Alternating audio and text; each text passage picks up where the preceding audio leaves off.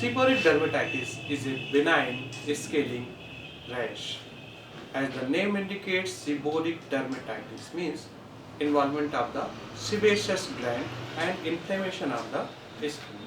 There are two types of gland in the skin. One is called as sebaceous gland that secretes the oil. Another is sweat gland that secretes the perspiration. This is the involvement of the sebaceous gland. The involvement area mostly are over the face, over the nasolabial fold, behind the ears, over the chest and on the scalp. There occurs the deposition of the flakes due to the over-secretion of this gland and involvement of the inflammation of these skin glands. The cause, which I have seen in my practice most of the time in the most of the patients, anxieties, worries of the lives of the most important cause. These are not only the cause of the disease, but also aggravating factor of the disease. I have seen in many patients the worry about the disease, that I am not getting cured, I have tried so many things. This causes the aggravation of the disease. The treatment. In homeopathy, we treat the disease from the very within. We treat the patient according to their individual symptoms. Never try to cure this disease by any external application. The external application, anti-fungal shampoo, anti-dandruff shampoo, will cure or will remove only the external application, and that is only for the time being only. For the permanent cure, you need to resort to homeopathy. I am going to present before you case of seborrheic dermatitis who has tried all sorts of medication, including homeopathy, allopathy and different antifungal shampoo, and this case is showing you that these flakes were causing the destruction of the hair also.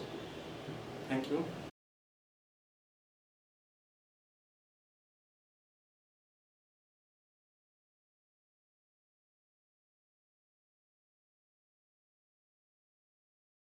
इसमें और क्या दिक्कत होती है आपको?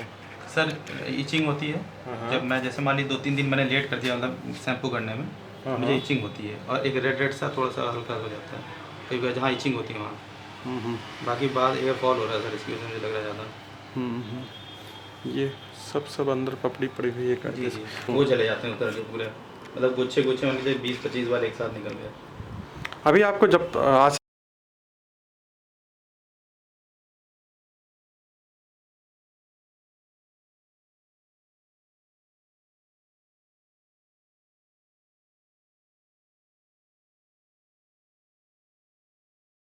पहले से पपड़ी जनने में कितना अच्छा हुआ है इसमें? नहीं, पपड़ी तो अब निकल रही है, सूख के निकल जाती है, उसके बाद बाल क्योंकि पहले से कम है काफ़ी। इचिंग में क्या फ़र्क पड़ा? इचिंग में तो नहीं होती इचिंग में नहीं होती। कभी बताना कि बहुत ज़्यादा अगर शैम्पू जो अल्टरनेटिव पे ज़्यादा कर मतलब बढ़ा दी इसे 3-4 दिन तब थोड़ा सा। कितने दिनों पे शैम्पू करते हैं अभी? हम हर दूसरे दिन में करना पड़ता है। 3rd डे करिए अब।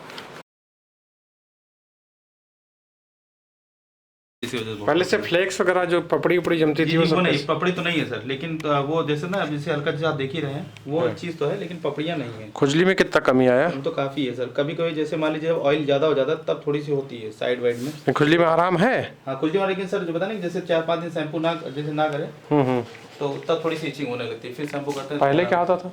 पहले से रेगुलर होती थी।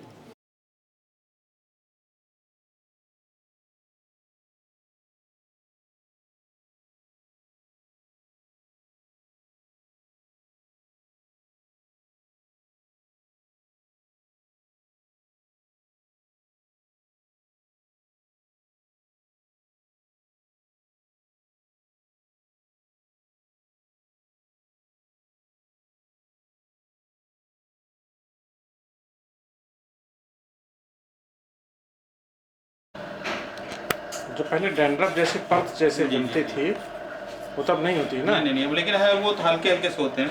हाँ, मतलब जैसे पपड़ी जैसे नहीं जम जाती थी सर, हाँ वो खत्म हो गई।